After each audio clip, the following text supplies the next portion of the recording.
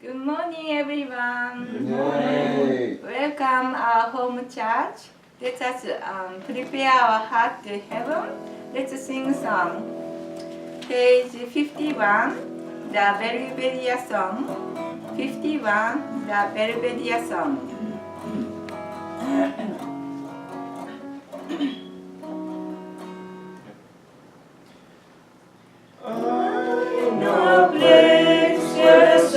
Shines like gold, where the cherries bloom forth in the snow.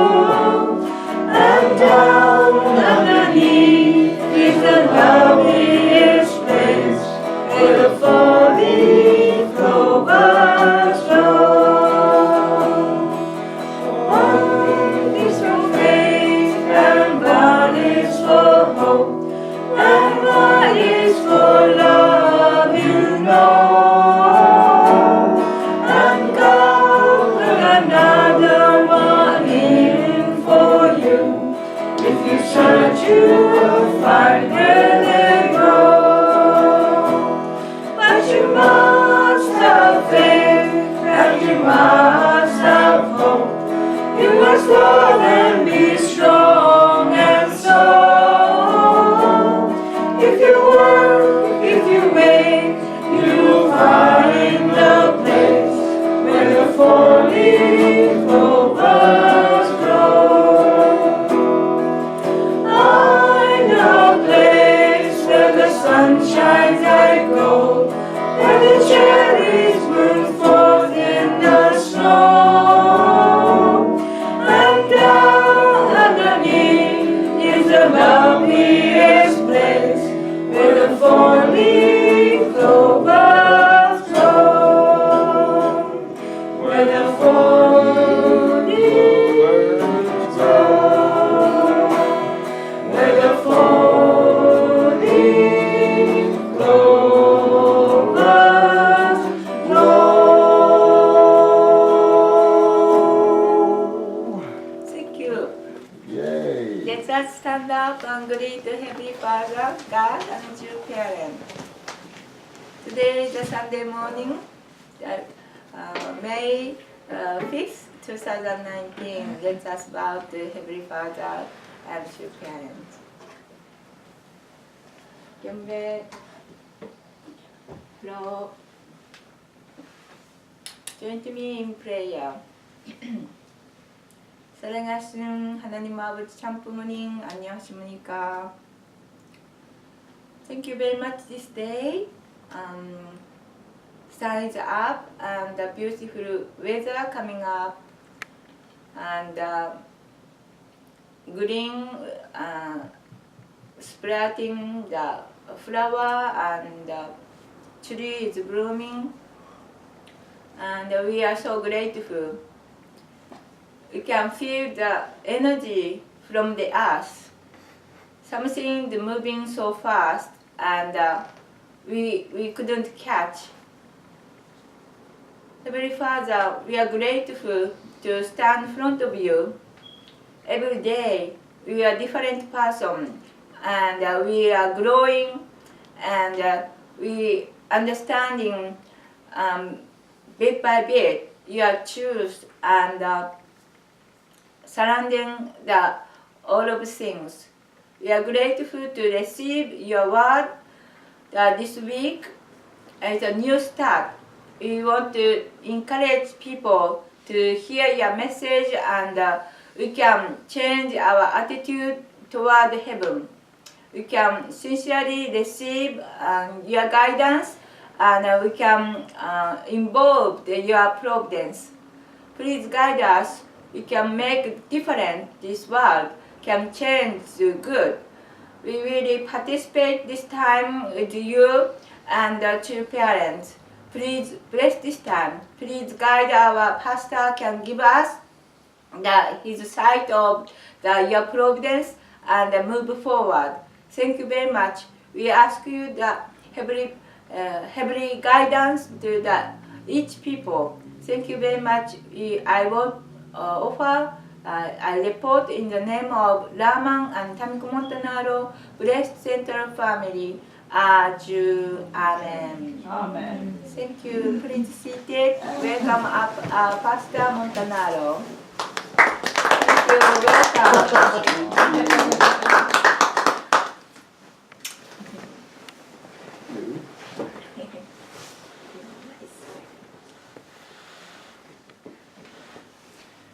Good morning, everybody.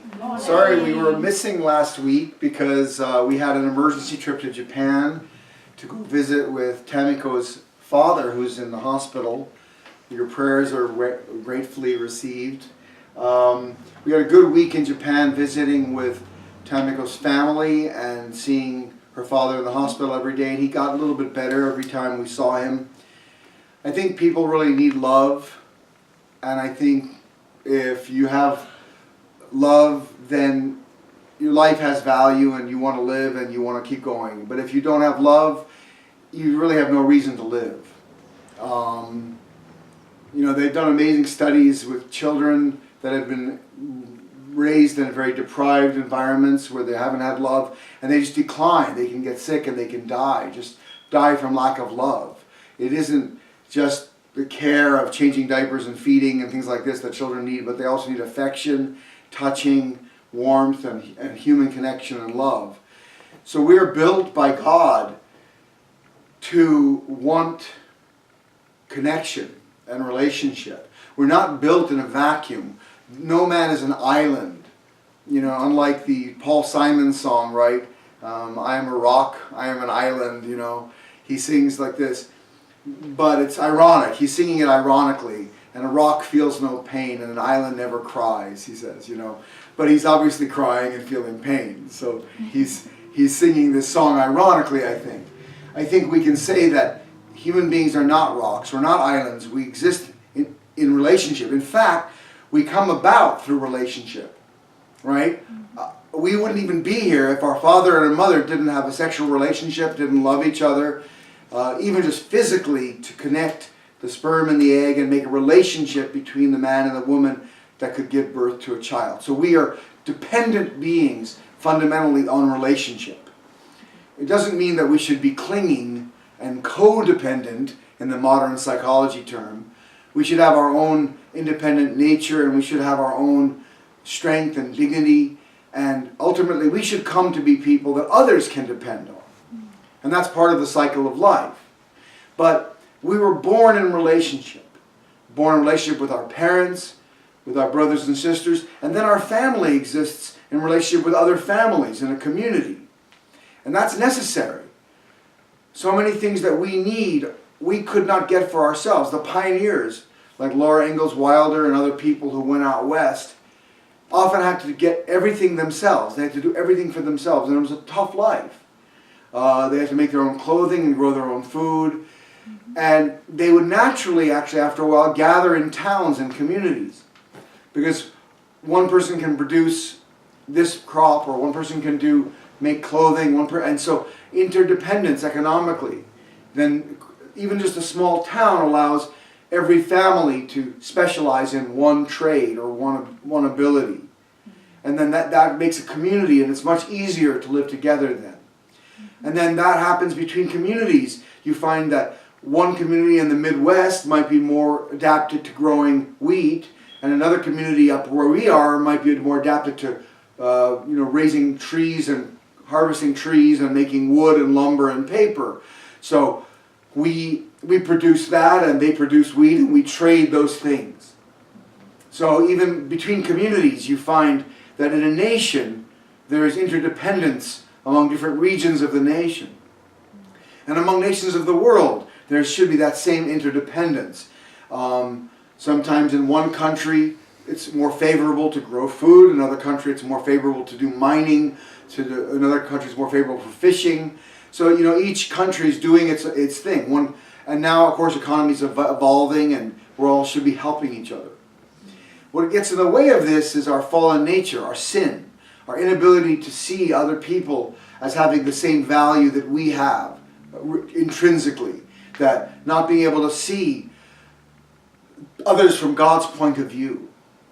That's the thing that gets in the way of a peaceful world, not being able to see others from God's point of view. So in order to see from God's point of view, we have to know God.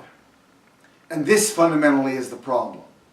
And our true father, Reverend Moon, he was the first to penetrate and understand the fundamental nature of God himself, God's own nature. This is necessary because religions have always believed in God, especially the religions of the book, meaning Islam, Judaism, and Christianity. They have believed in a God that, a personal God, a God that takes a personal interest in human affairs. Other religions from the East, Buddhism, yogic thought, have more believed in the nature of the universe as being, yin and yang. You could talk about Taoism, the idea of harmony. But Buddhism talks about, Buddha was asked about God. And he said, if you find a man dying in the forest with an arrow stuck in his chest, you do not ask him where the arrow came from, who shot it, what kind of arrow it is, what kind of bow shot the arrow, how long he has been sitting there in pain.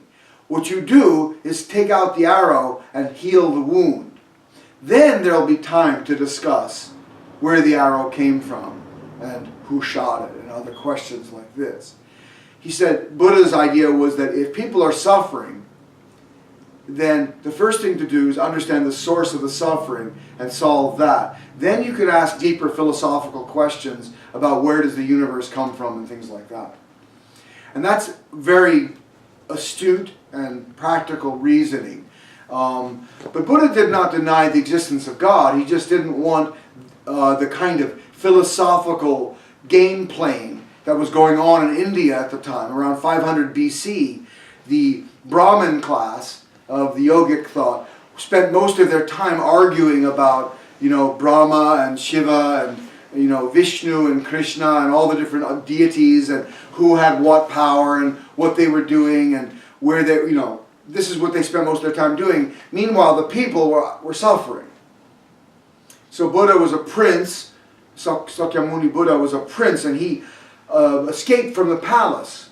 Funny to say that, but the palaces were walled in and the wealthy class were raised separately from the people. And he climbed over the walls of the palace and saw human suffering for the first time.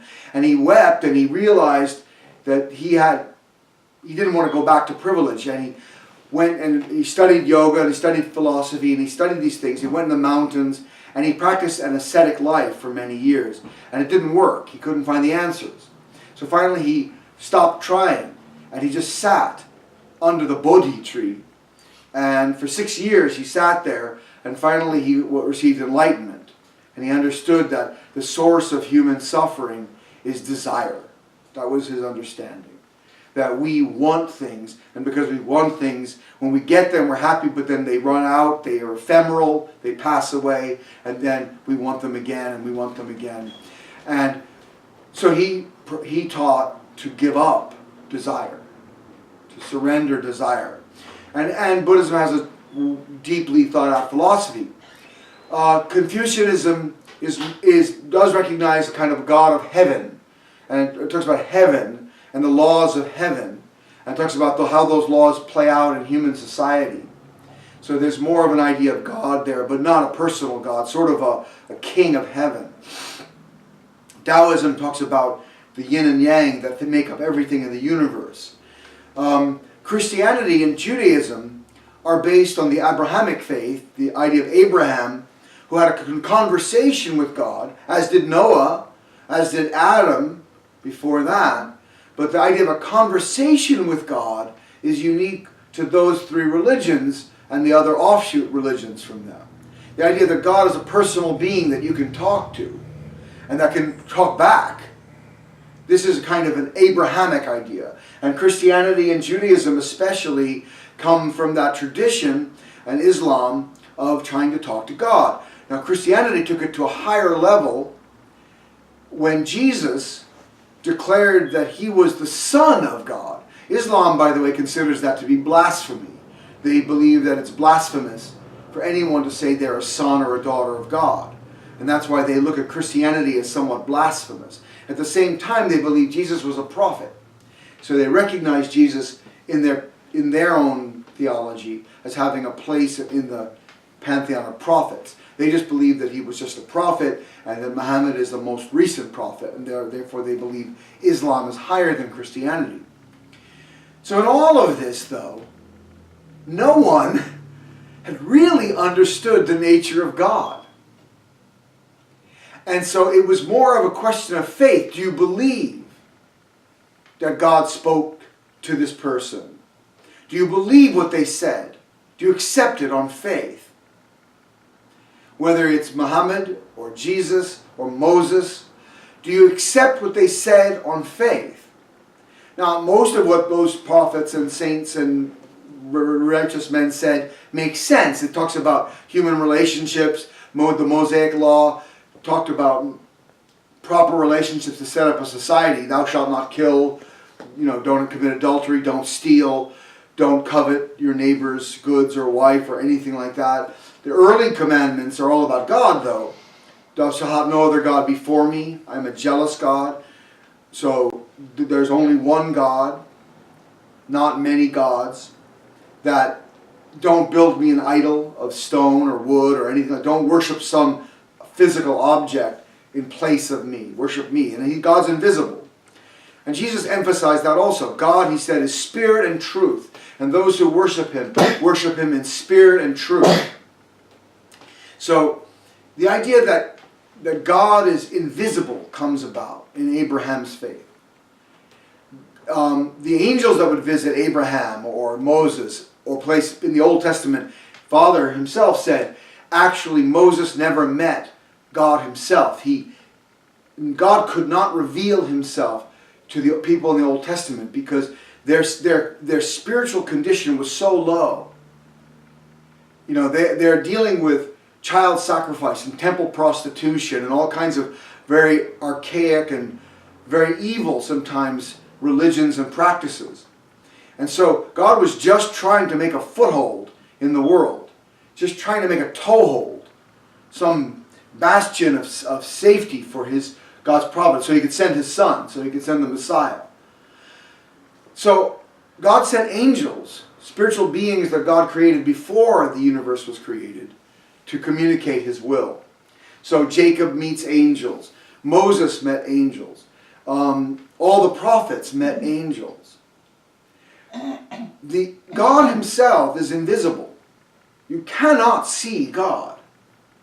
Even in the spiritual world, when you die, God is an invisible being to our physical eyes or our spiritual eyes. Does that mean we cannot sense God? Do we have any way of sensing God? That's what I want to talk about today, briefly. God, the nature of God, Father brilliantly discusses the nature of God in the divine principle.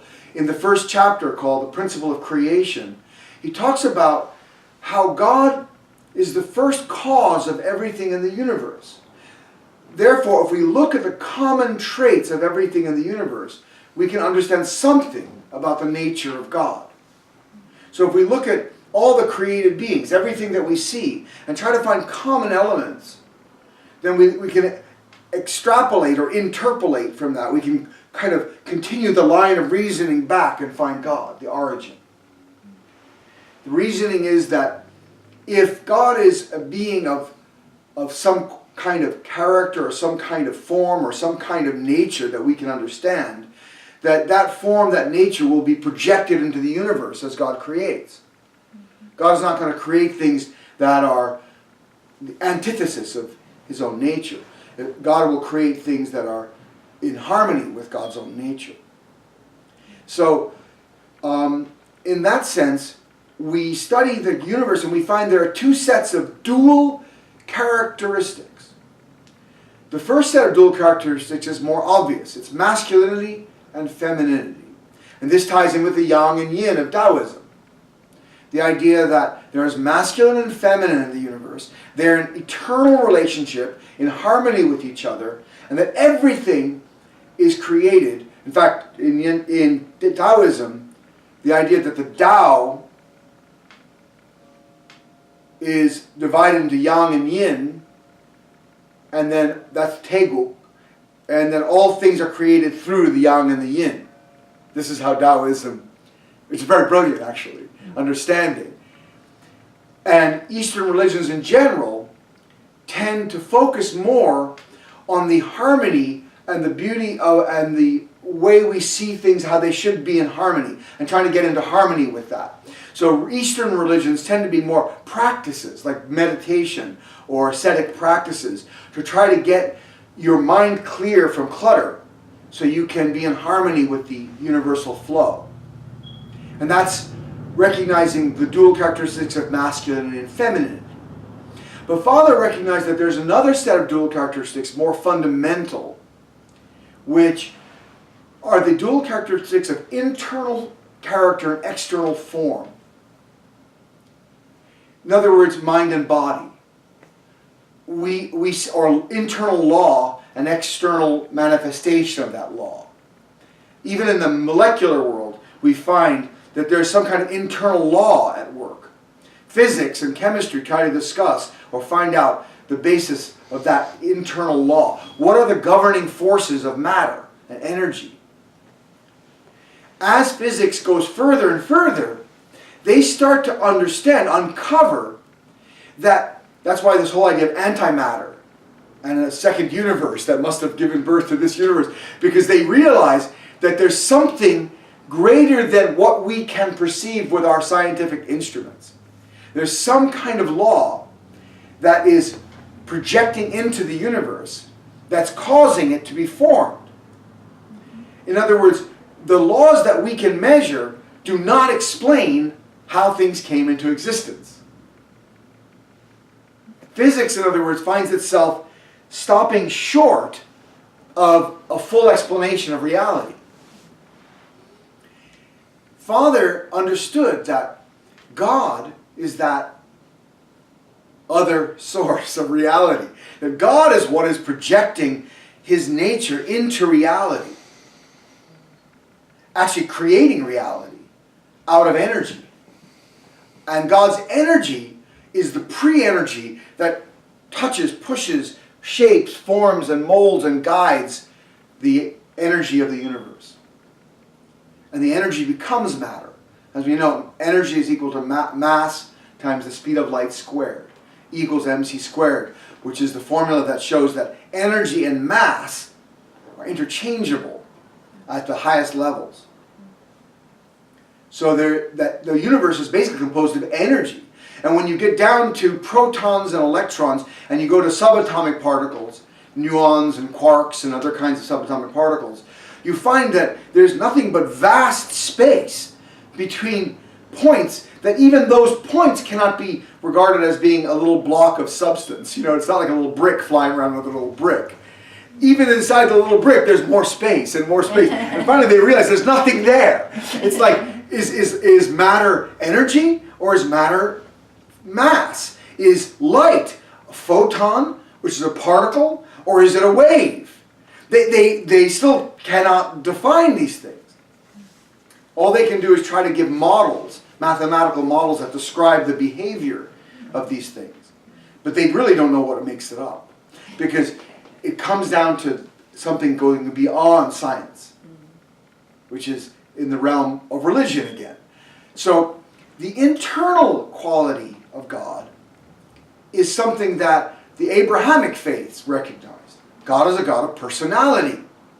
God is a God with a mind. Now, it would make sense if everything in the universe comes from God, as God as an origin, then there's nothing in the universe more complex than that which is in the origin. So when you're baking a cake and you find out your cake has yeast and salt and sugar and flour and water and eggs in it, then those are the ingredients that came in. You can't have a cake that has eggs in it and have eggs not exist. Everything that is in the result has to be in the origin in some form. The universe is no exception. If we can discuss things like this and have esoteric discussions in philosophy, then God must be at least as smart as we are. And if we can love And if we have a parental heart, as the highest heart is a parental heart, right? As you go through your life as a man or a woman, and you grow into masculinity or femininity, and then you make a love relationship as a man and a woman, and then children are born, you discover a deeper heart than even the sexual desire that a man and a woman have for each other, which passes after time. It gets weaker. It's never completely gone. There's always that attraction between man and woman. But it's not as intense as it is when you're a young man, or a young woman. As you get older, that desire becomes less strong. And the desire to see your children grow, the desire to love your children becomes stronger and stronger and stronger. So we can suggest that the highest heart would be the heart of a parent wanting to love children. The heart that you have, when you see it in everyone. As we get older, you want someone to take care of. Even if it's just an animal, even if you just have a dog or a cat, you find that you love that dog or cat with an absolute love. And now veterinary surgeons make as much as doctors do. They have pet surgery, they have transplants, and they have all kinds of things going on for animals. Because we care about our animals as much as we care about anything.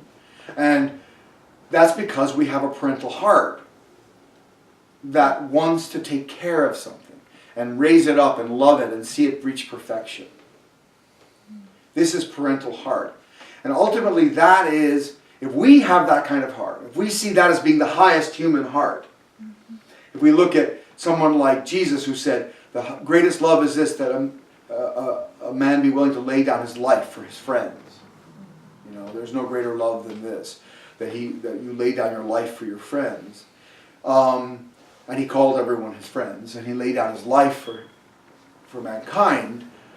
And we look at people like Gandhi or King, who in the last century were maybe the greatest examples of unselfish love that were famously recognized. We see men, and Mother Teresa, women, who gave their life up for others, who sacrificed their time, their energy, and ultimately their lives so that people could be free and could be clear and could be happy and hopeful again. That is the greatest love. And if we're capable of that, not that everyone gets there, but if even one person gets there, it shows that anyone can get there, right? So that means we're capable of that. And if we're capable of that kind of unselfish, altruistic love, then we can recognize that that also must be in the origin. And that means that God is not just a being of energy, which the Eastern religions recognize that's in flow, but God is a being of incredible love and unselfishness and parental heart. So this is a brief picture of God, right? This idea of God as a God of dual characteristics. Now, the thing that Father recognized, that Christianity and Judaism and Islam don't recognize, is that both systems are true. And they tie together in that the energy of God is God's body. And ultimately, God projects that energy out and creates the universe. And the universe then is in the object position to God. The universe is the external feminine object, and God is the internal masculine subject to the universe. So there's this cosmic interplay of masculinity and femininity between God and the universe as well. And we are born from that. We're God's children and the children of the universe. In a sense, the universe is in the position of our mother, and God is in the position of our father. And so all religions have some aspect of this. It's like the 5 blind men touching the elephant. You've all heard the story, right, of the 5 blind men touching the elephant. And they're touching, and one touches the tusk and says, the elephant is like a spear. Another touches the trunk and says, the elephant is like a snake. Another touches the sides and says, the elephant is like a wall. Another touches the legs and says, the elephant is like a tree. Another touches the ear and says, the elephant is like a giant piece of paper. or something. So each of them is touching a different part of the elephant, and they're getting some measure of truth, and none of them are wrong. But to see the big picture, to put it all together, allows us to understand the elephant. And all religions have been doing this. They've been seeing some aspect of the nature of God, but not putting it all together. And that's why I believe Reverend Moon to be the second coming of Christ, to be the Messiah. Because he is the one who, on the foundation that Jesus laid, brought us the highest truth so we could understand the nature of God, so we could heal our relationship with God, so then we could heal our relationship with each other, so we could make a peaceful world.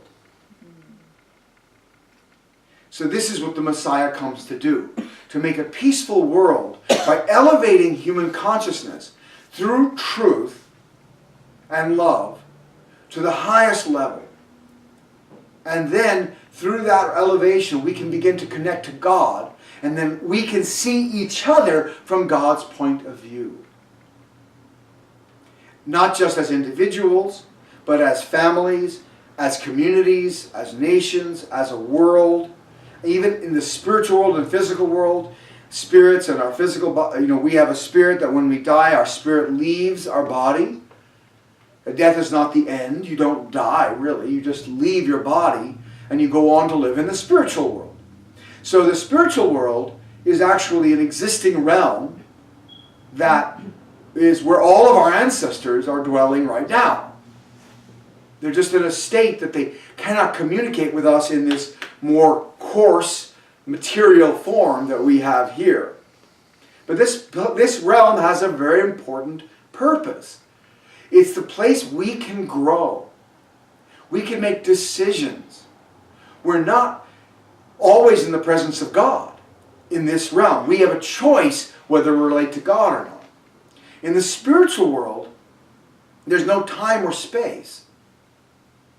So God's nature is his invisible nature is manifesting in everything all the time in the spiritual world as it is here, but because there's time and space, there's some artificial, you could call it, time and space is like an artificial barrier between us and God.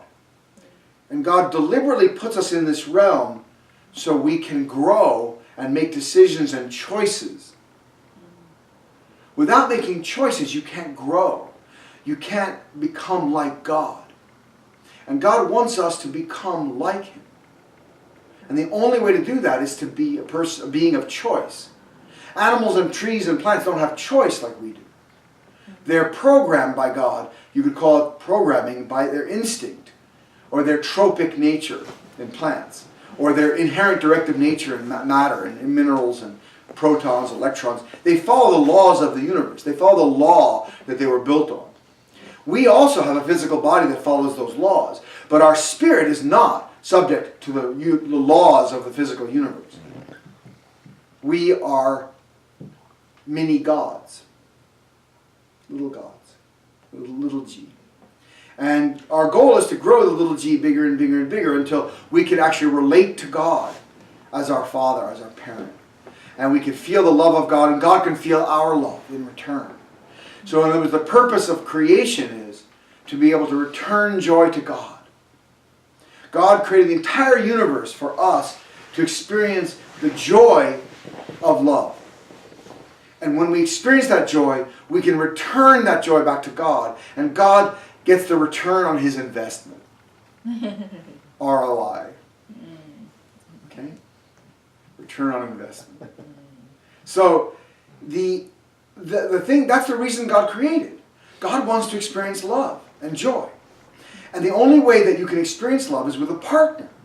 So God can't sit around loving Himself. Oh, I'm so great. Oh, yes, I love you too. Oh, no, you. It doesn't work. It doesn't work. So God created to have an object to love, because that's a parental heart. But the object should grow into oneness with the parent. That's what children need to do. They have to grow into oneness with their parents' heart. And then returning that love gives the parents joy. Right, Mom? So, as we love our parent can feel the joy of creation again, for the first time, actually. And so, That is what God's waiting for.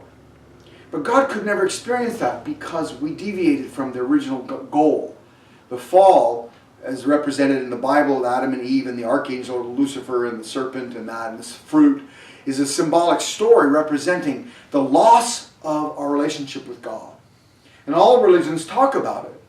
Whether it's yogic thought and our descent into Maya, illusion, or Buddhism, which has a similar idea of the idea of illusion of this physical world, or whether it's Confucianism talking about the betraying the laws of heaven, or whether it's Christianity and Judaism and Islam talking about the fall, or whether it's Native Americans talking about, like the Navajo religion, talking about the first man and first woman committing a crime and being sent out of the third world, being destroyed by water, and then they were spit out through a straw into the fourth world, and then the first man sent, I think, the crane back in to get a bundle that he called the way to make money. In other words, selfishness came into the world. There's all these stories that talk about somehow original sin entering the world. Some breakdown. Pandora's box is the Greek culture's story. You know, the first woman is given a box. Do not open it. She doesn't obey, just like Eve. Opens the box, and all the evils of the world come out. And she shuts it with just one thing left, hope. So all these stories have something in common. Usually the woman's position is somehow her curiosity leads her to violate a commandment or some kind of direction from God or from the beings of power or whatever, and they leave God. They leave their relationship. Evil comes into the world. Izanami and Izagami in Japan, the first ancestors, were supposed to go around the island of Japan, and the man was supposed to propose to the woman, but they went the wrong way, and the woman proposed to the man. And that's the story of how evil entered into Japan. Okay, every story is interesting, but the Australian Aboriginal culture has a story. The first man and woman were commanded not to go out into the desert, the great desert in the middle of Australia. But they disobeyed, and they were swallowed by a giant serpent, which spat them out. So again, same story, a man and a woman disobeying a commandment, some kind of a serpent there, also like the Garden of Eden story. So all of these stories have a lot in common. The point is that if we use the biblical story as the most detailed one, it is the most detailed one, we use that as a base of our study, we can understand that the first human ancestors failed to grow into oneness with God. And we see the result of that today. That all of us are still searching for God. Father found God. As Jesus did. That's right, Jesus and Father are slightly different, not slightly, dramatically different from the rest of us. That's why Christianity turned Jesus into a God. Because he was so different. Because no one before him had really met God like Jesus did. Had become one with God like Jesus did. So we turned him into a God, which was a mistake. Because by turning him into a God, we're saying he's different from us. He's substantially different from other human beings. I could never be like Jesus. And that was exactly the opposite of what he was trying to teach. He was trying to teach, you can become like me, or better than me. Even in one passage he says, greater things than these will you do, for I go to my Father. So he said, you will do greater things than I've done. And he said, in that day you will know that I am in the Father and the Father is in me. And I am in you and you are in me. In other words, we're all one. He didn't try to make that separation, but Christianity did it for him. They turned him into a God. They put him up on a pantheon with the Holy Spirit, Jesus, and God, or the Trinity, the Holy Trinity, a mystery that we can never solve. And then we here are groveling around in the dirt of our own sin, desperately hoping for salvation. And while that may be realistic, in terms of a description of how different we are, it is not accurate to say that Jesus is God. He is a man who became one with God. And that's why he said, when you've seen me, do not ask me, Where is the Father, he said. Actually, in one passage he says, no one has seen the Father, not even the Son. So if he said, I have never even seen God, and no one has seen him, how could he say he is God? He never said he was God. But he said, when you've seen me, you've seen the Father. And that's why people said he was God. Because he said, well, same thing. You've seen me, you've seen the Father, therefore he's God. No, God is invisible. But God manifests himself as in the highest form as a true man and a true woman. So when a true man appears, he can say, I am the visible form of God. That's the best you're going to get. But it doesn't mean you shouldn't become that visible form, or you shouldn't become that visible form, or you shouldn't become that visible form. We're all supposed to become that visible form of God. The manifestation of God's love on earth. Jesus was the first. And that's why Paul says, Jesus is the first fruits of God, of God's providence. We are the last fruits. Meaning, God restored Jesus first. God got one man first. And then through Jesus, all men could be made alive. And all men could become good fruit. They could be brought into God's harvest. So Jesus is the first, but not the last, to become like God. And then he predicted that because his time on earth was cut short by the disbelief of the Jewish people who crucified him, thinking that he was a heretic and a blasphemer, so he had to return. But the foundation that Jews had laid for 2,000 years was lost. So God then starts with Christianity in the same position as the Judaism was 2,000 years earlier. Christianity then begins to build the same foundation that the Jews had built. Just as Jacob had 12 sons and 70 kinsmen, Jesus, 2,000 years later, has 12 apostles and 70 disciples. And just as Jacob, there's many parallels between Jacob and Jesus. Jacob is helped by his mother to escape from his brother. Esau wants to kill him, and she sends him off in exile in Iran. Jesus is protected by his mother when King Herod wants to kill him, and he's taken into exile in Egypt. There are many parallels. You can find them in the principle. But Jacob begins the course of, his name is changed to Israel. He was conquered and fought with God. Israel then has 12 sons, and then the 12 tribes of Israel come from that, and that builds the foundation of Judaism. 400 years of slavery in Egypt, 400 years of judges, 120 years of united kingdom of Saul, David, and Solomon. Then the kingdom is divided into north and south, northern 10 tribes of Israel and the 2 tribes of Judah, for 400 years of divided kingdom. Then they're both judged. And then finally the southern kingdom, which was the only faithful one, is taken into captive in Babylon by Nebuchadnezzar. And they're captive there for about 210 years total. And then Malachi, Nehemiah, and Ezra, the last prophets of the Old Testament, scold the people when they return to Israel and they recover their original faith. And then they begin a 400-year period of preparation which ends when Jesus is born. So 400 years of slavery, 400 years of judges, 120 years, 40, 40, 40. Look at the number 40 appearing. Jesus fasted 40 days.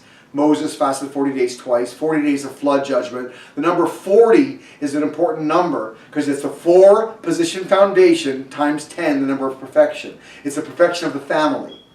God, the harmony, being of harmony. Man and woman loving each other.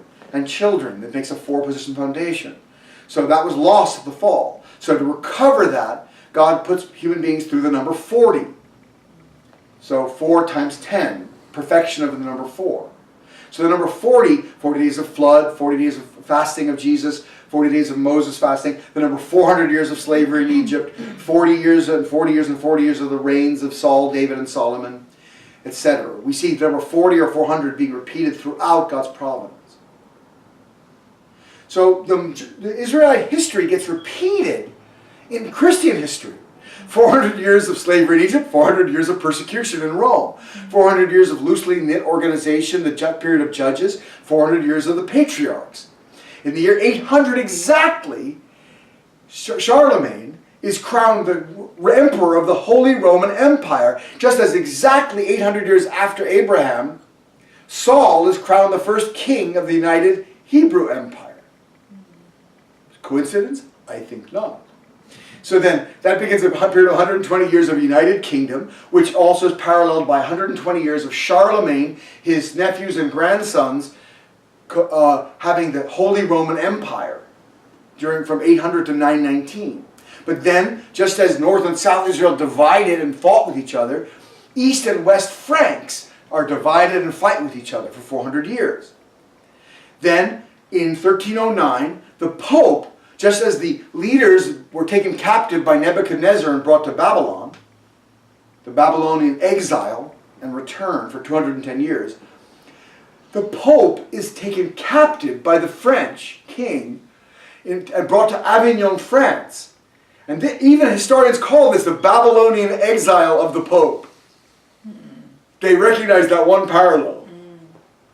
And it's exactly the same. And it goes for 210 years, from basically 1309 to 1517, when Martin Luther, like Ezra and Nehemiah, reads the Old Testament, reads the New Testament, just as Ezra and Nehemiah had read the Old Testament out to the people and made them repent. Martin Luther in Germany, in 1517, reading the New Testament, realizes the Catholic Church has strayed very far from the original church. And he tacks a 95 points on the door of a church in Wittenberg, Germany, criticizing the Catholic Church and sparking the beginning of the Protestant Reformation. And that begins a 400-year period of preparation for the second coming of Christ, which ended in 1917, at the end of World War I. The Treaty of Versailles is signed in 1918. 1918. And then Father is born in 1920. Exactly 400 years after Martin Luther started the Protestant Reformation. So the Messiah comes in 1920 to a small unknown nation, Korea, occupied by Japan in the most terrible occupation 40 years they'd ever experienced. Just as Jesus was born in Israel 2,000 years earlier, an occupied nation under the Roman Empire, a small, seemingly insignificant nation, but with a long history of unity and of faith in God. The Korean people have a long, powerful history of unity and faith in God and deep religious thought.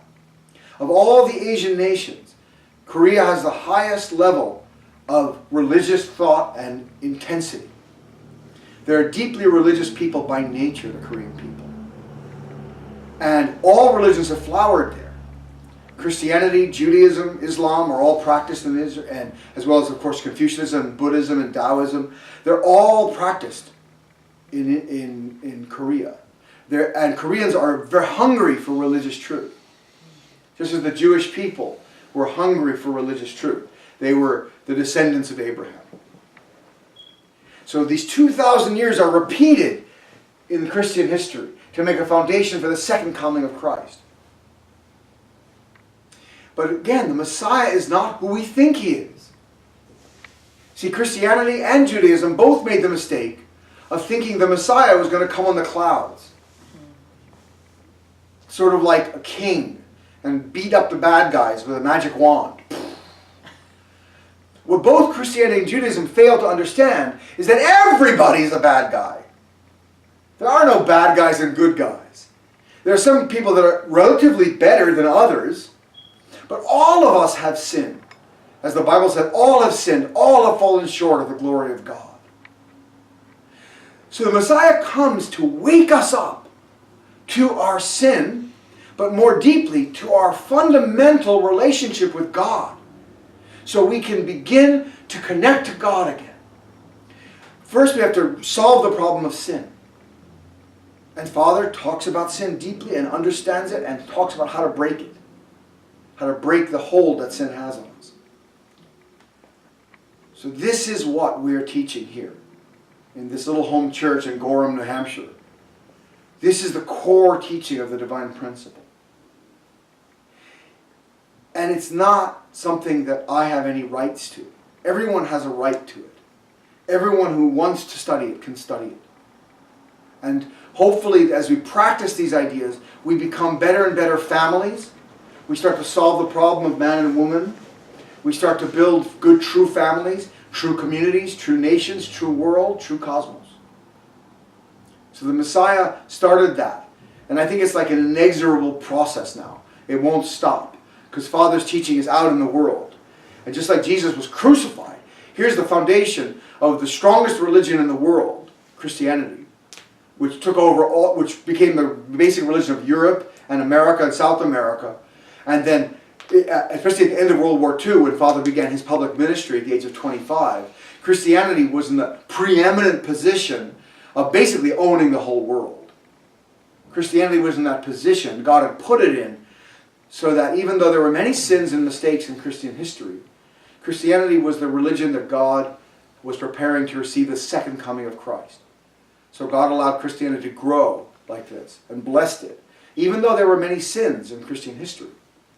And historians rightly criticize Christian history as not being a perfect history. It's true. But God blessed it because it was the only religion that was waiting for the second coming of Christ. So, in 1945, when Father began his public ministry at 25 years of age, Christianity was in that position. Now, Christianity has lost a lot of power and blessing because it did not choose to follow Father. Just as Judaism did not choose to follow Jesus. But look at Jesus' life. Just 3 years of public ministry, he's crucified as a blasphemer, a heretic. His disciples are scattered. And yet from that humble and dreadful beginning, the strongest religion in the world came about. So God will bless something if it has the highest level of truth. And Christianity had the highest level of truth, even though it was scattered and its founder had been crucified. Still, God raised up Christianity from that humble beginning to being the strongest religion in the world by 1945. And hopefully, Father lived not just 3 years of public ministry, but 70 years almost of public ministry.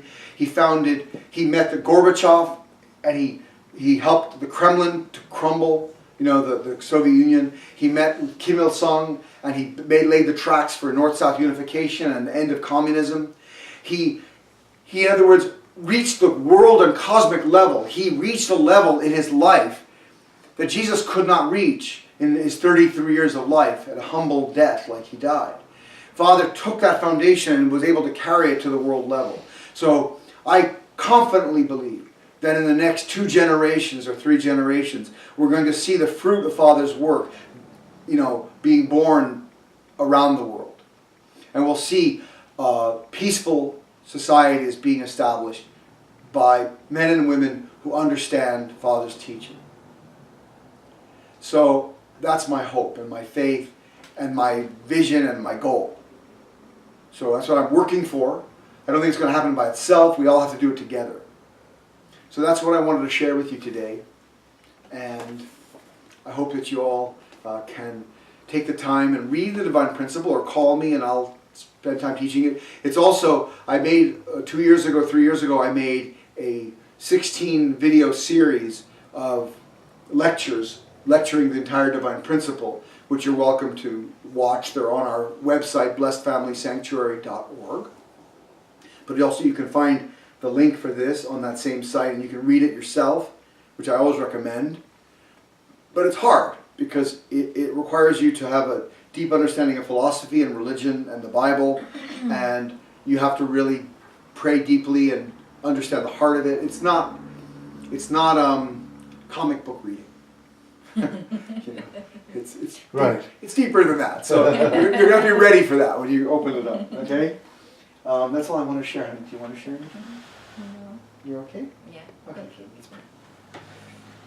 Let's pray together. Please join me in prayer.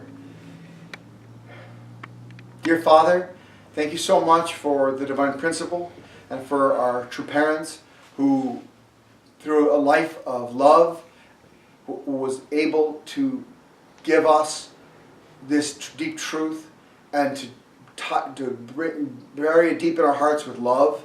So we felt Father's love, but we learned His truth.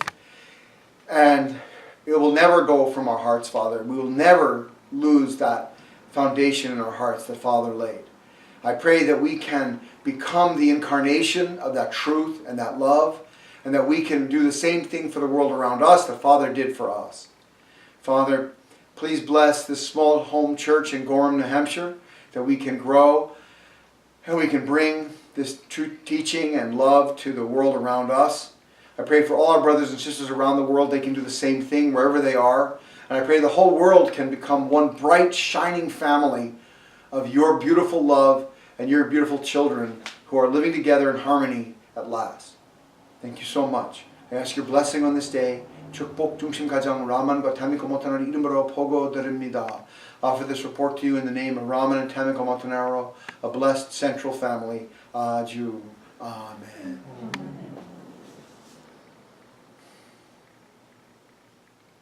Thank you, everybody. Thank you, Raman. Thank you.